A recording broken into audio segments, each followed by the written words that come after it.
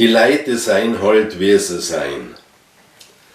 Es war viel einfacher und auch dir richtig fein, wenn die Leute nicht so waren, wie sie sein.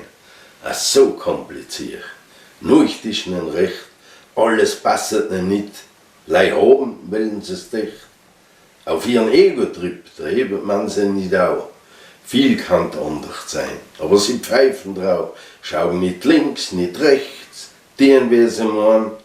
Was hinterm Horizont ist, interessiert keinen. Was ihnen im Weg steht, soll walzen sie nieder.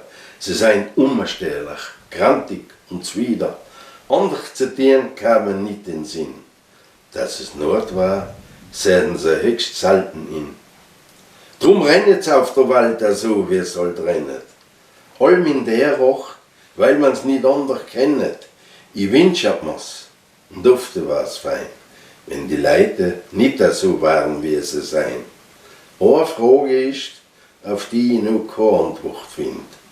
Zeigt, Junger, ist jeder Mensch ein herziges Kind, aber wie ist oft zu erklären, dass sie echt bis sie groß sein, so unhobert wären.